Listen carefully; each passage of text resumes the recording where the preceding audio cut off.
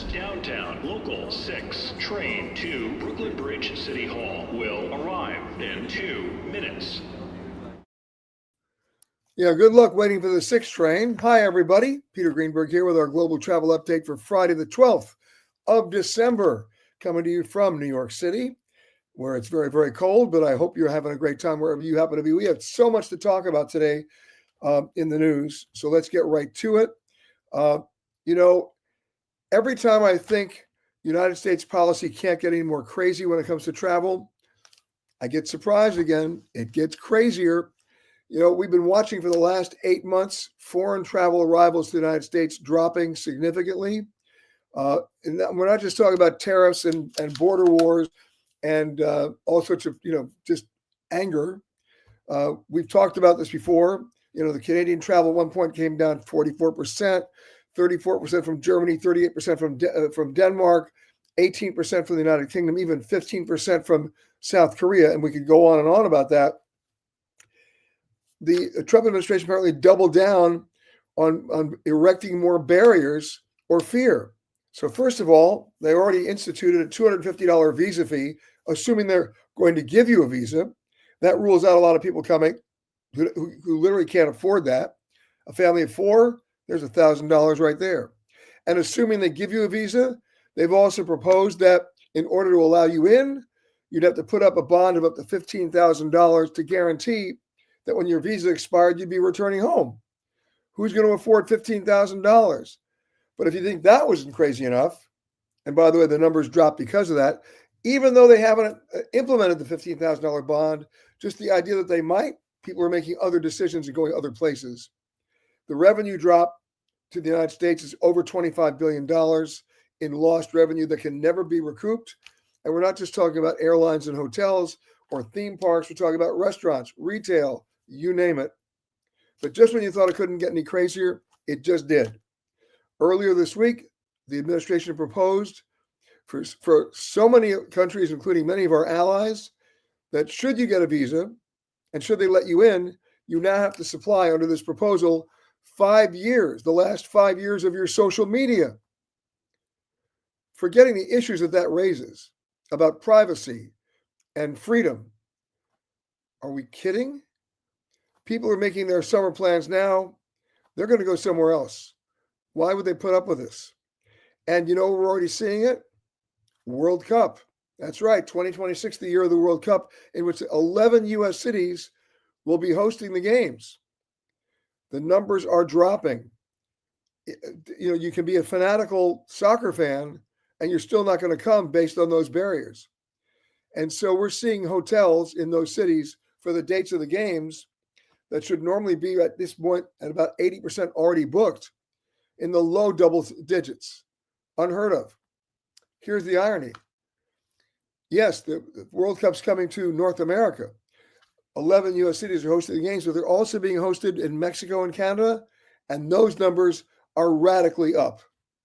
What a surprise, right? It's no different from this past summer when even the Canadians decided to go to Europe instead of the United States, and the Europeans decided to go to Europe instead of the United States. Europe was crowded with Europeans.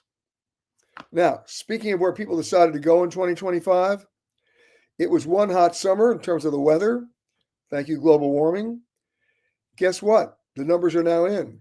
Norway, people decided to go to very cool places, as in very cool places. Norway saw a 27% increase in visitors. Canada, 25% increase. Scotland, 21% increase. Even Ireland went up. And you ready for this? The number one destination for a coolcation? It was Iceland. 30% increase in tourists and travelers. For this coming year, 2026, you know what the new hot, cool spot is going to be? Greenland, which has nonstop service on United Airlines. So watch this space for more of that. Crazy, right?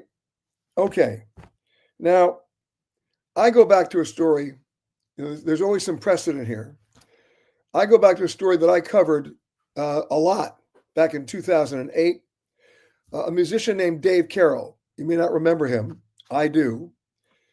He was traveling on United Airlines with his band to perform, I believe, in Nebraska, and came on with his guitar case, not a huge bass guitar, just a regular like Fender. And United would not let him put it in the overhead compartment. They told him he had to check it. And he said, no, I travel with this all the time. They said, either you check the guitar or you're not flying. So he checked the guitar and was sitting on the plane before they pushed back. And all of a sudden, the woman sitting next to him looked out the window and went, huh? And he looked out to see the baggage guys playing Frisbee with his guitar. I mean, they were just beating the crap out of it. When he landed in Nebraska, the guitar was done, broken, smashed. He went to United Airlines and said, can you fix it? They said, nope, we're not responsible. And so what Dave Carroll did, as any good musician might do, he wrote a song called United Airlines Broke My Guitar. You can actually Google it now and watch the video. He got about 25 of his friends. It was a hysterically funny video. And it made the point of how stupid this was and how United Airlines behaved badly. Do you think United Airlines responded? Nope. They doubled down and said, we're not giving you anything. So you know what Dave Carroll did? He made another video with about 100 of his friends. These are really good music videos to this song. You got to watch it. And again, United Airlines did nothing. In the meantime, the folks at Taylor Guitars saw this as a great opportunity. They outfitted Dave and his entire band with brand new guitars. But we're not done yet. Finally, David Letterman saw the story that we did, invited Dave on the show, and they were just dumping all over United.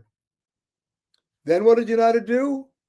They reached out to him in a very sheepish way and asked if he would consider being a consultant to the airline on how to handle musical instruments. And they invited him to Chicago. So he had nothing to lose. He said, okay, I'll go. He gets on the plane, lands in Chicago. You cannot make this up. They lost his bag. He didn't do a video about that. But now let's jump 17 years later to Lufthansa. Okay? A woman is getting on the plane, a professional musician, and what is she getting on the plane with? An antique guitar that is dating back to 1782. And it was in its case, it's a violin, not a big guitar. And apparently, some automaton gate agent said that the case exceeded the little bag sizer by about 2 inches. And they told her that she could either check the guitar, the violin, or check the case and travel with the violin outside the case. How stupid is this? Unbelievable. A 243-year-old instrument, and she was playing by the rules, and somebody just wanted to get an A in their term paper. Don't they realize? Go back to the David Carroll story. I think it's time for another music video. Maybe we'll do a little German Oompa to the story. Anyway, crazy stuff. All right. Speaking of crazy, you've heard me talk last week about the Secretary of Transportation, Sean Duffy, and later on RFK Jr. But first, Duffy's saying to everybody, you need to go back to the golden age of aviation and dress better and be nicer. Look, I'm all in favor of dressing better. We've had this discussion before, but this means nothing. The reason why people aren't nice has a lot to do with the way the airlines are configuring their planes, how they're scheduling their flights, how the air traffic control centers don't work the way they're supposed to because of staffing and because of scheduling and because of the way the FAA doesn't work in terms of doing the job they're supposed to have. And they're worried about how we're dressed. Now, they did that PSA that Sean Duffy did. One of the things he said in that PSA was, well, did you help the pregnant woman put the bag in the overhead compartment? Did you smile? He forgot to tell you something. The reason why she was having difficulty putting the bag in the overhead compartment was not because she was pregnant, but because there was no space in that stupid overhead compartment because of how many seats they crowded on the plane. Da-da. All right. But they decided to double down. They went back out to the airport and did another PSA about why airports need to provide more exercise areas like yoga and better food. And look at this video. Yes, sir. Yeah, 2, 3. Lightweight. 4, 5, 6, 7, 8, 9, 10, 11, 12, 13, 14, 15. Oh man. He's coming for you, Paul. He's coming for me. Yes, sir. Yeah. Yes, sir. Let's go. Get up there. He Come on. wants one more.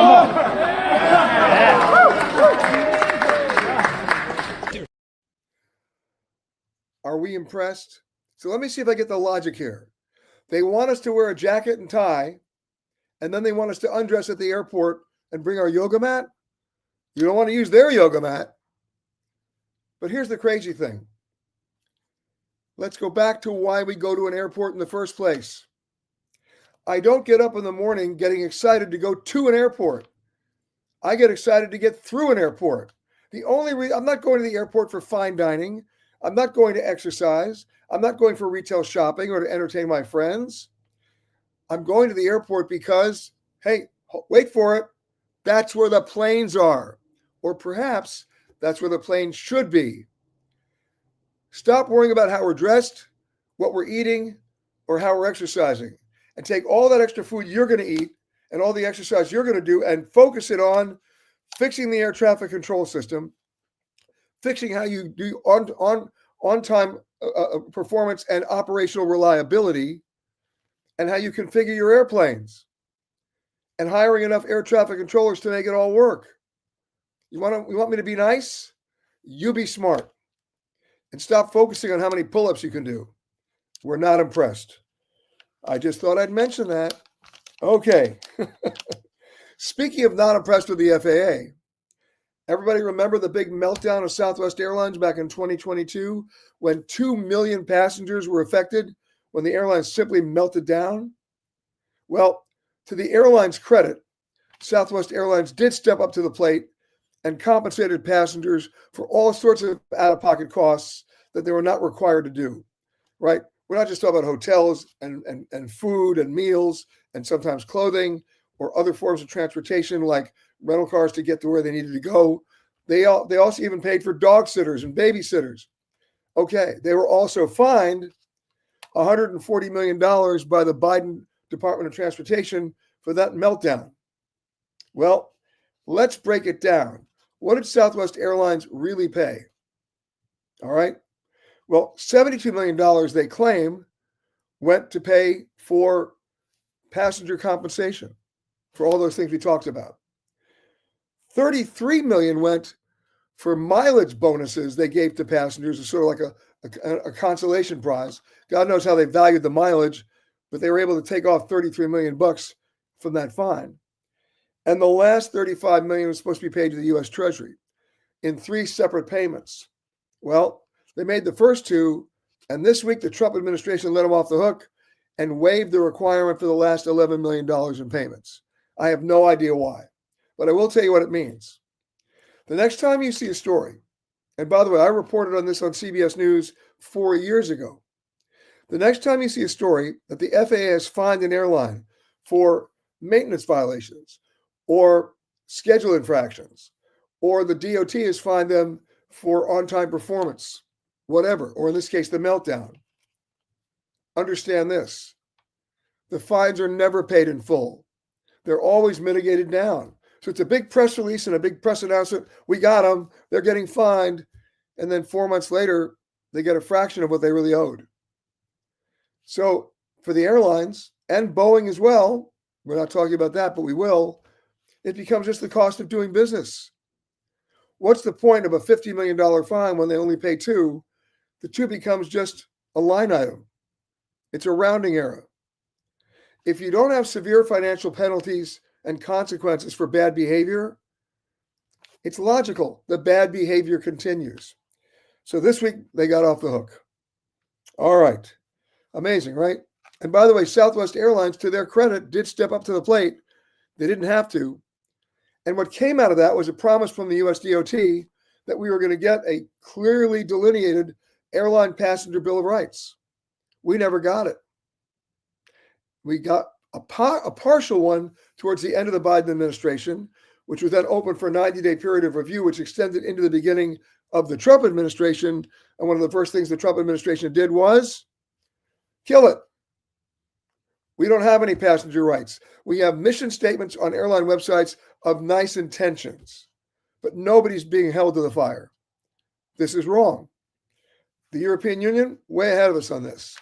We are in the dark ages. Okay, now, a few more things before we get to you guys. United Airlines, about a year and a half ago, did something which I thought was great.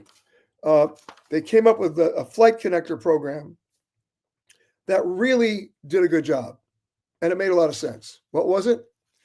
They would understand that if you were making a connection flight and your initial flight was late, but that the connecting flight wasn't connecting with any other flight, maybe it was the last flight of the day, they would hold that flight for you. And it saved like 200,000 passengers, not to mention the money that would have been spent on misconnected passengers, misconnected bags, and other time lost. Great idea.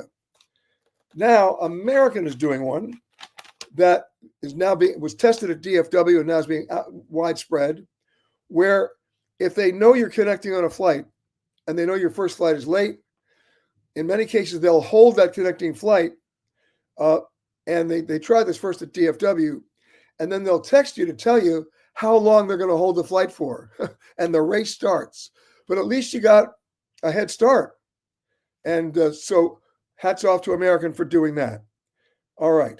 Now, pet peeve number 95 in my continuing series of pet peeves on airline frequent flyer programs. By the way, this comes under the category of, again, you cannot make this up. You may remember, the frequent flyer redemptions are ridiculous, assuming you can get them. They're at stratospheric levels. And I'm just talking about the holiday season. I'm talking about anything, about any time, right?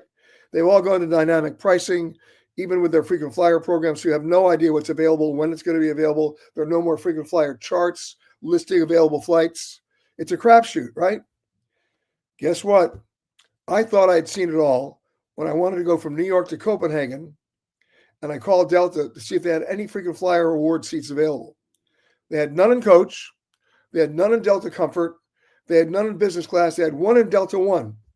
And what did they want for one seat on one round trip flight between JFK to Copenhagen? 750,000 miles. Well, I thought that was pretty outrageous, right? You know, if 54% of all mileage earned is earned on the ground, where you get 1 mile per dollar spent, that means if I had actually been stupid enough to redeem that mileage at that level, I would have spent $405,000 for that ticket. For $405,000, I could take a number of you and charter a G5. So what's the value of the miles? Equivalent to Venezuelan currency. Well, guess what? It just got crazier. One passenger tried to redeem miles on a flight from Detroit to Paris this month. And I'm not making this up. How many miles did Delta want to redeem it? Are you sitting? Are you strapped in? 990,000 miles. And you really ready to laugh? If the passenger is willing to make one stop en route, they reduced it to 986,000 miles. Can't make it up. Is this arrogance? Is this true redemption? No, this is punishment. And it questions the real value of any frequent flyer program. Unbelievable. Okay, one more thing before we go to your guys. And that is, you know, this goes back to the mileage credit cards that so many of you carry that are linked to a particular airline frequent flyer program. I question that unless you're paying your bill in full every month, because if you're not, the interest that you're paying by the time you're ever able to redeem the tickets for the miles, assuming the mileage redemption levels are reasonable, the interest would actually cost you about $9,000 a ticket, compounded. It's a lose-lose situation. So in the midst of all this, what is United and Southwest announcing? They're coming out with their participating banks with a debit card that will earn you mileage. Oh my God, don't do it. It has many transaction fees associated with the card, and the perks that you supposedly get with the card are worse than the least reasonable perks you get on any other card. So don't do it. Stay away from the debit card. Okay, now let's say hi to everybody. All right, Jim and Harriet, numero uno today from Richmond, Virginia. Sue saying hi from Bellingham, Washington. I know there's a lot of flooding out there. We're sending you our hopes and our thoughts that it subsides soon. Paul saying greetings from Ashland, Virginia, home of the raccoon that broke into the ABC store, smashed bottles, got drunk, and passed out in the bathroom. You sure it wasn't somebody wearing a raccoon outfit? Jean saying hello from Tulsa. Melanie saying hi from Miami. Do I have any restaurant recommendations for Vienna? I do. There's a restaurant in Vienna you have to go see. I'm telling you. The entire staff is grandmothers and grandfathers. They're pensioners who had nothing better to do and said, you know what? Let's do a restaurant. It's fun. And the food's pretty good. Just ask any of the hotel concierges, where's the grandmother or the grandfather restaurant? They'll take you there. Or at least they'll show you the way. Someone's saying hello from Thailand. Right back to you. Tim's saying, how come leaving Mexico, they do a spot check on people on the plane boarding ramp getting on the plane after you've been through TSA check? I'll tell you why. First of all, you're not going through a TSA check in Mexico. You're going through their security check. But because the plane is coming to the United States, they're operating under increased protocols for U.S. bound flights. Not on every flight, but on selected flights. You'll see them erecting little tables by the jetway to randomly pick out people that have them open up their carry-on bags. That's what you saw. Camilla saying hi from Tucson, as she always does. Scott saying hi from Chicago. And of course, this broadcast would not be complete without Charlie weighing in from Baton Rouge. Hello, Charlie. Eli saying hi. Nice to see you last week in France. Jeff Keith is coming from Carlsbad today. All right. I have to give a big shout out to the passport agency for getting my brother's passport in 7 days. Okay, good for them. Of course, it's not summer, which reminds me, if you need to get your passport renewed or you have 6 months of validity or less on your passport, get it renewed now. Beat the rush. Okay. Jeff says, not one of those pull-ups would be counted at West Point. Chin has to be above the bar. You tell him, Jeff. Scott, say, is it too early to start talking about the 2026 travel and adventure shows? As a matter of fact, now that you mentioned that, Scott, Anthony, why don't you post this? That's my schedule, guys. I'll be speaking starting in January in Seattle, followed by New York at the Javits Center, in Chicago, in Fort Lauderdale, in LA, actually in Long Beach, in Santa Clara, California, in Dallas, and in Denver. And I hope to see you there. If you go to our website, Anthony will post a code that you can use to get discount tickets. Okay, so we'll do that as well. So thank you for that. And Scott, thank you for reminding me to put it up there. All right. Melanie says, I find the best value for my frequent flyer miles is on Partner Airlines. Just used to book 80,000 UA miles for a business class ticket on Turkish. You know what? You're absolutely right. United wanted twice that. What people don't realize, and you're absolutely right, Melanie, is that in these strategic alliances, in this case, the Star Alliance, could be One World, could be the Sky Team, you know, it goes back to code sharing as well. Different airlines hold a different amount of inventory for both paid and frequent flyer tickets on the same flight. And you lucked out. They had extra seats for mileage, and you got about half off. Nicely going. You should do that every time, or at least try. All right. Dennis is saying greetings from the foggy San Francisco Bay Area. Okay. Okay, in New Orleans. Okay. All right. And, let's see what we got here. Oh, I know what I was going to tell you. Speaking of shows, today marks the premiere of our show Hidden Malta on Amazon. Check it out. There it is, listed right there. If you go to Amazon Prime, you'll be able to see Hidden Malta today. We'll have information on the following shows of Hidden Hong Kong and Hidden Egypt, Hidden Maine, and Hidden Tahiti right after the first of the year. So let's go now and say hello to some folks. Okay. Hold on one second. Oh, somebody wants to know, no travel show this year in Atlanta? No, they moved it around to Fort Lauderdale this year. So if you're in Atlanta, I'm going to miss you on that one. Okay. Right. See you in March. Okay.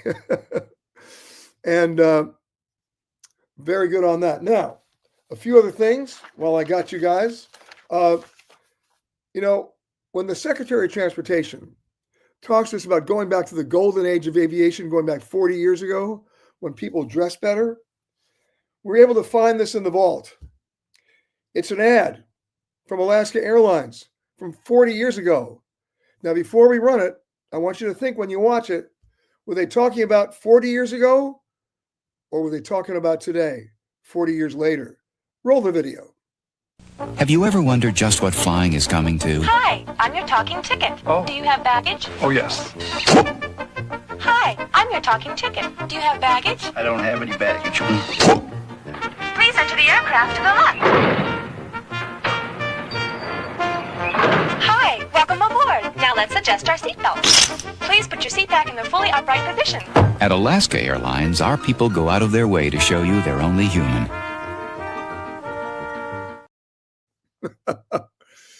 Memories or recent experience? You tell me. Oh, there it was 40 years ago. And they want us to go back to the golden age of aviation. Oh, my goodness. All right. Speaking of golden ages, let's go to the photo of the week.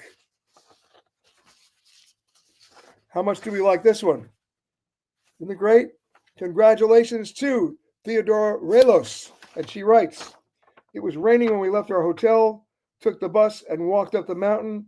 However, our guide assured us that the weather would clear. And true to his word, the rain stopped, and we had this glorious view of Machu Picchu. He used his Inca magic," meaning the guide, "but as we were leaving, the clouds descended, and you could see nothing but clouds." Nicely done. Obviously, you waited for the right moment, or the right moment waited for you. Congratulations on that. And I've been exactly where you are. Well worth the hike in Peru.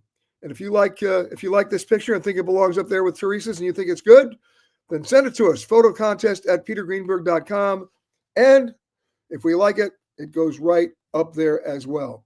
A little housekeeping note. Tomorrow, Eye on Travel, our CBS national radio show, is coming to you from the south of France and the iconic Carlton Hotel, opened back in the turn of the last century. And what an amazing, legendary hotel. And why were we there? For the annual meeting of the International Luxury Travel Market. 10,000 people came this year, all of them either vendors, buyers, ministers of tourism, you name it, to talk about where people were going, where they weren't going, what they were willing to spend, what they weren't willing to spend, and what the new hot spots were going to be, not to mention the new hot experiences for 2026. All of that on the show tomorrow. Starts at 10 o'clock on the East Coast. If you can't find it in your neighborhood, no problem. Go right to our website. We stream it online, petergreenberg.com. You'll find it right there. One more thing before I sign off today. Remember, Hidden Malta, premiering as of today on Amazon Prime. I hope you like it. And by the way, when we talk about where people are now looking for residency around the world, yes, it's Portugal. Yes, it's Spain. Yes, it's Panama, always a favorite. And now it's also Malta with new nonstop flights starting this coming year from the U.S. to Malta, an amazing destination, which you'll see if you watch our show called Hidden Malta. A big thank you to Anthony for running the boards out in California this morning. I'm in New York waiting for the 6th train, probably forever. And I'll see you next week. I'll give you a hint from a location about 7,000 miles from here and a little bit warmer too. So I'll see you next week. In the meantime, have a great weekend. And one last thing I want to mention, and it's important, and that is, we always mention it this time of the year. We should be mentioning it every week. It's food insecurity. Last year, 50 million people were served in this country by local food banks. That's up 10 million people from 2019. It'll be higher by the end of this year. Please support your local food bank. If you can also volunteer in preparing and delivering food. They need your help, not just at this time of the year, but all year round. Let's not forget the people who go to bed every night hungry, so many of them children. And if you want, I'll ask Anthony to post a number of food bank locations and contacts on our website at petergreenberg.com. It'll help you to find them, and believe me, they will love you to help out. So thanks for doing that, not just now, not just for Christmas, but for the rest of this year, because food insecurity is only getting worse, not better. And by the way, there but for the grace of God go us. So thank you for doing what you can to help, and I'll see you next week. This is a 207th Street bound A express train. The next stop is 168th Street. And clear up the closing doors, please.